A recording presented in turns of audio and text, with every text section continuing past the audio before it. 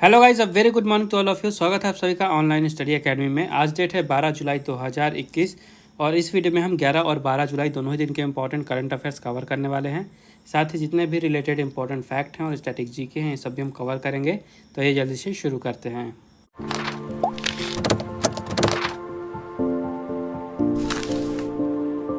तो आज का पहला क्वेश्चन है, on which of the following date world population day is observed. निम्नलिखित में से किस तारीख को विश्व जनसंख्या दिवस मनाया जाता है।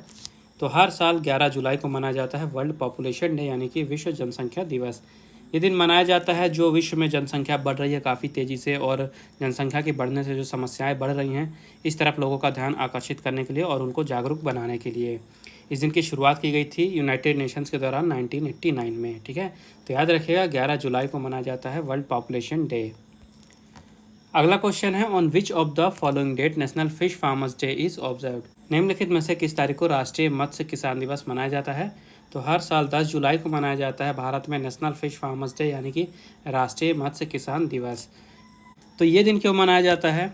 तो जो मछुआरे होते हैं, एक्वा फार्मर्स होते हैं, और वो सभी लोग जो फिशरीज़ के सेक्टर में अपना कंट्रीब्यूशन देते हैं, उनके कार्य को सम्मान देने के लिए ये दिन मनाया जाता है। और 10 तारीख ही क्यों चुनी गई। तो 10 तारीख को ही जो डॉक्टर के.एच. अली कुनही थे और इनके साथी डॉक्टर एच.एल. चौधरी थे, इन्होंने मिल के ब्रीडिंग टेक्नोलॉजी को इंट्रोड्यूस किया था, इसकी खोज की थी 1957 में 10 जुलाई को ही। इस कारण से 10 जुलाई को मनाया जाता है नेशनल फिश फार्मर्स डे यानी कि राष्ट्रीय मत्स्य किसान दिवस। अगला क्वेश्चन है, which country has become the largest crude oil supply to India in 2020। कौन सा देश 2020 में भारत का सबसे बड़ा कच्चे तेल का आपूर्तिकर्ता बन गया है। तो अभी हाल ही में एक रिपोर्ट प्रकाशित की गई है और उस रिपोर्ट के अनुसार 2020 में इराक जो है ये भारत का सबसे बड़ा कच्चे तेल का आपूर्तिकर्ता बना है, यानी कि लार्जेस्ट क्रूड ऑयल सप्लायर रहा 2020 में भारत के लिए इराक। ठीक है, दूसरे नंबर पर रहा सऊदी अरेबिया, तीसरे पे यूएई और चौथे पे यूएस। तो अभी हाल ही में बीपी की 70वीं रिपोर्ट प्रकाशित की गई है, 70वां एडिशन है रिपोर्ट का, जिसका नाम है statistical review of the world energy 2021। तो इसी रिपोर्ट में बताया गया है भारत के जो ऑयल सप्लायर रहे हैं 2020 में उनके बारे में। तो इराक सबसे ऊपर रहा है। इराक ने भारत को 47 मिलियन टन सप्लाई किए हैं क्रूड ऑयल के।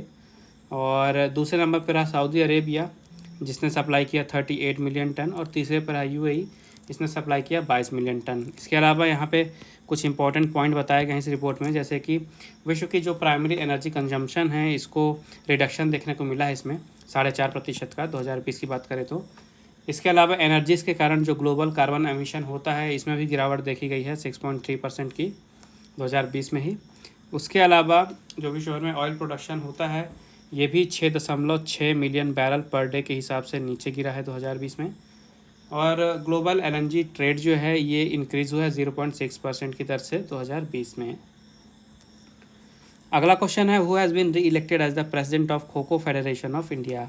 भारतीय खो खो संघ के अध्यक्ष के रूप में फिर से किसे चुना गया है।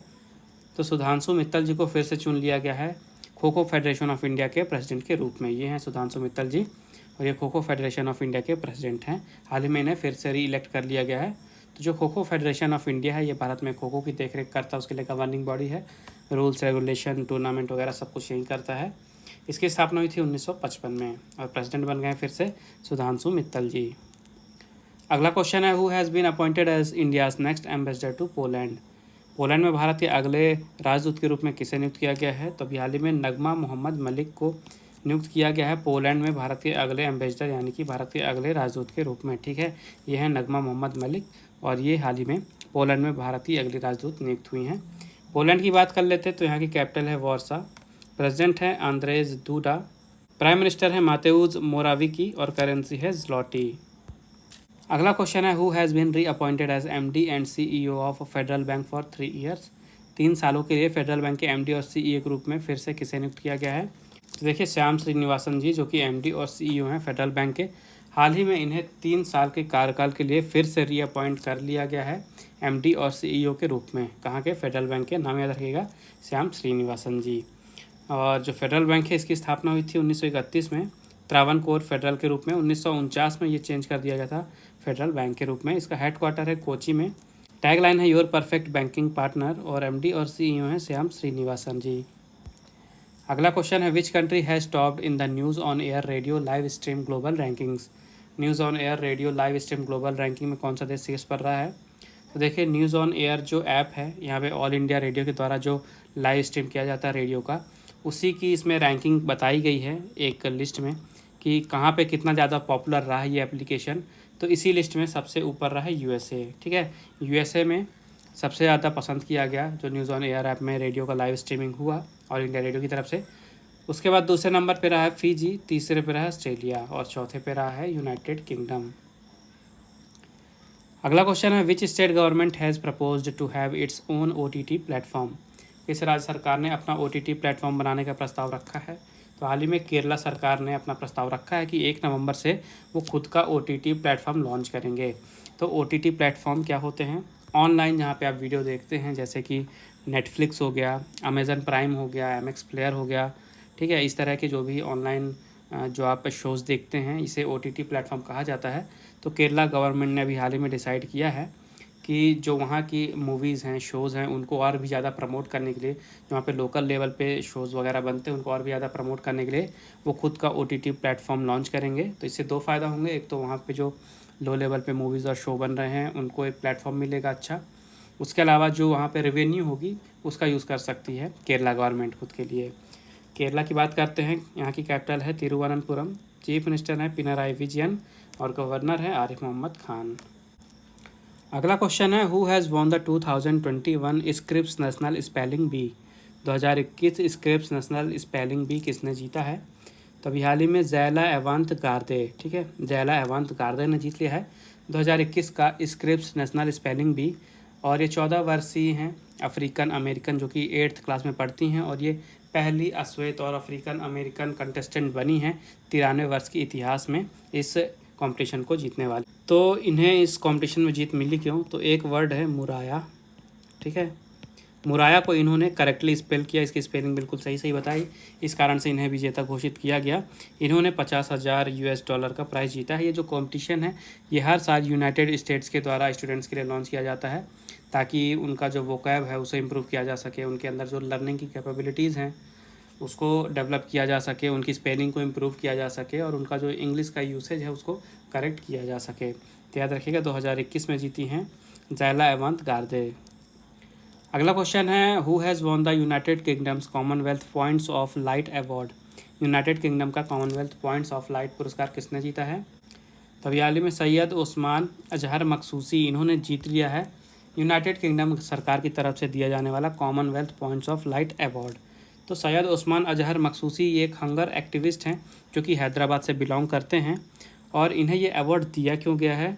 तो इन्होंने एक हैशटैग चलाया था हंगर हैज़ नो रिलीजन नाम से, जो कि इनके एनजीओ सनी वेलफेयर फाउंडेशन के द्वारा चलाया गया था, जिसके कारण लगभग प्रतिदिन 1500 से ज़्यादा लोगों को भोजन प्राप्त हो रहा है। जो हंगर एक्टिविस्ट हैं ये हंगर के अगेंस्ट में काम कर रहे हैं, तो इनके इसी योगदान के लिए ये अवार्ड इन्हें दिया गया है। याद रखिएगा सैयद ओस्मानी अजहर मखसूसी, और इन्हें दिया गया है यूनाइटेड किंगडम का Commonwealth Points of Light award. अगला क्वेश्चन है which movie has been added by National Film Archives of India to its collection? हाल ही में भारतीय राष्ट्रीय फिल्म अभिलेखागार ने अपने संग्रह में किस फिल्म को शामिल किया है? तो आमिर खान की मूवी है पीके। अभी हाल ही में national films archives of India ने पीके को अपने कलेक्शन में शामिल कर लिया है। ठीक है, तो ये जो मूवी थी ये राजकुमार हिरानी जी के द्वारा बनाई गई थी, 2014 में ये रिलीज़ हुई थी और हाल ही में इसे national Film Archives of India ने अपने संग्रह में शामिल कर लिया है। जो national Film Archives of India है ये ministry of information and broadcasting का ही एक मीडिया यूनिट है जो कि इस्टेब्लिश किया गया था 1964 में। अगला क्वेश्चन है which country has won the Copa America 2021 football tournament? Copa America 2021 football tournament किस देश ने जीता है?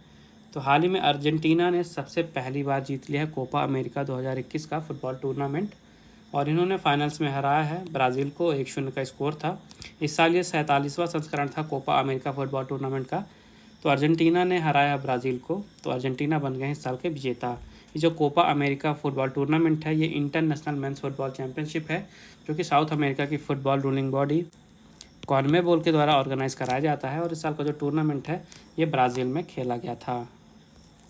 अगला क्वेश्चन है who has won the women single title at Wimbledon 2021? Wimbledon 2021 में महिला एकल का खिताब किसने जीता है?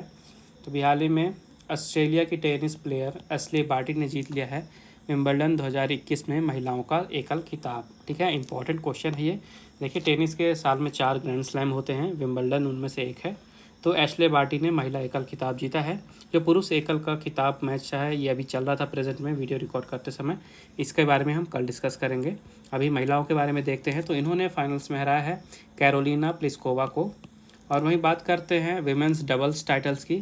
तो डबल्स में जीती हैं सी सुवी और एलिस मार्टेंस। ठीक है, तो ये 2 नाम हो गए विमेंस डबल्स के, और एशले बार्टी हो गई विमेंस सिंगल्स की। तो जो विंबलडन का टूर्नामेंट है शुरू किया गया था 1877 में, और इसे आउटडोर ग्रास कोर्ट में खेला जाता है। अगला क्वेश्चन है, which Bollywood actress has authored her new book titled the pregnancy bible. किस बॉलीवुड अभिनेत्री ने अपनी नई किताब द प्रेगनेंसी बाइबल लिखी है। तो अभी हाल ही में बॉलीवुड एक्ट्रेस करीना कपूर खान ने अपनी नई पुस्तक लिखी है, जिसका नाम है करीना कपूर खान्स प्रेगनेंसी बाइबल। ठीक है, करीना कपूर खान्स प्रेगनेंसी बाइबल। तो पुस्तक का नाम आपको याद रखना है, ऑथर का नाम आपको याद रखना है, और इस पुस्तक को उन्होंने अपने 3rd चाइल्ड का दर्जा दिया है। अगला क्वेश्चन है, who has authored the book titled the light of Asia. The light of Asia नामक पुस्तक के लेखक कौन है। तो अभी हाल ही में जयराम रमेश जी ने लिखी है अपनी नई पुस्तक, जिसका नाम है द लाइट ऑफ एशिया। तो इम्पॉर्टेंट क्वेश्चन है, पुस्तक का नाम भी याद रखिएगा द लाइट ऑफ एशिया, और ऑथर का नाम याद रखिएगा जयराम रमेश। तो अब समय आज के क्विज़ का। आज के क्विज़ का क्वेश्चन है, which country has been certified malaria free by World Health Organization. विश्व स्वास्थ्य संगठन द्वारा किस देश को मलेरिया मुक्त प्रमाणित किया गया है। तो ये रहे आपके ऑप्शन। मेक श्योर आंसर जरूर दें कमेंट बॉक्स में। उसके अलावा अगर आपको कोई प्रॉब्लम है, कोई डाउट है, आपका कोई सजेशन है, तो आप बिल्कुल मुझे कमेंट बॉक्स में बता सकते हैं। पिछले वीडियो में आपसे पूछा गया था, which online shopping platform has launched Shopsy app. किस ऑनलाइन शॉपिंग प्लेटफॉर्म ने शॉप्सी ऐप लॉन्च किया। तो इसका राइट आंसर है फ्लिपकार्ट। तो ये थे आज के important current affairs. I hope आपको इसको लगे होंगे। वीडियो पसंद आई है तो वीडियो को लाइक ज़रूर करें, ज़्यादा से ज़्यादा शेयर करें अपने दोस्तों के साथ, और चैनल को सब्सक्राइब करना बिल्कुल ना भूलें। बेल आइकन ज़रूर दबाइएगा ताकि नोटिफिकेशन आपको मिलती रहे। और रिवीजन के लिए अगर आपको PDF फाइल चाहिए तो उसकी लिंक आपको डिस्क्रिप्शन में मिल जाएगी, आप वहां से डाउनलोड कर सकते हैं। बाकी मिलते हैं अगले वीडियो में कुछ नए करंट अफेयर्स के साथ। तब तक के लिए take care and thank you guys.